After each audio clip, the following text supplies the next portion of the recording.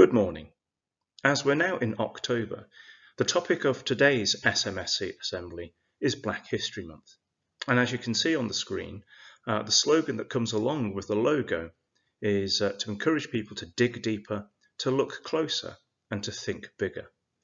Those are things that I'm going to return to later on. But since it is Black History Month, I could begin this assembly by talking about a number of things. I could talk about the slave trade. I could talk about how people from Africa were taken away from their family and from their homes, placed onto ships, and then transported to new worlds, new lands, in order to be sold as slaves to the highest bidder at auction. I could talk about the civil rights movement in America. I could talk about how Rosa Parks took a bus journey once upon a time. I could tell you about Martin Luther King, and that there's more to him than just a few lines from one famous speech. I could explain why it is that Premier League footballers have been taking a knee before matches begin. I could explain how that originated by the lone protest of an American footballer by the name of Colin Kaepernick. And I could explain also that it was a United States Marine that gave him the idea. I could tell you the names of the people that you see on the screen right now. I could explain what it is that they all have in common. And I could tell you the tragic reasons why it is that they are no longer with us. I could talk for a long time about famous Black Britons. I could talk about their achievements and their accomplishments and all of the things that they have done to contribute to our society and to our culture.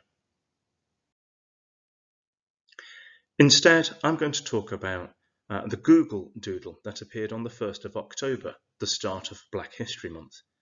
Now, you may be aware that from time to time, Google alters the logo on their homepage in order to celebrate something that's significant with that particular day. And it may have passed you by that on the 1st of October, this was the Google Doodle. Now, when you were doing your normal Google search on that day, you may have been interested. You may have noticed, you might have seen that this was the Google Doodle, but you might not have known what it was about or why it was there. And so, in the words of the Black History Month slogan, we're going to dig deeper, we're going to look closer, and we're going to think bigger. The Google Doodle celebrated the life of Ignatius Sancho. Now, he was the first black person to be allowed to vote in this country, at a time when women were not allowed to vote, and at a time when people could only vote if they owned some land. His early life was filled with tragedy and upheaval, and he was not educated in the way that you are in school. He did, however, have the determination to teach himself how to read and how to write. And in so doing, he wrote many letters to prominent people, famous people at the time. Those letters were then published in a book, as you can see, after he had died. He was also a musician and a composer. And if you search on YouTube, just type in his name, Ignatius Sancho, you can hear some of the pieces that he had written. And to give you some idea of just how famous he was in his time, even though we may not have heard of him now, here is the portrait that was painted by Thomas Gainsborough. Thomas Gainsborough at the time was a famous portrait painter. So if you can imagine a famous artist now painting your portrait, you'd have to be quite an important person for them to do so.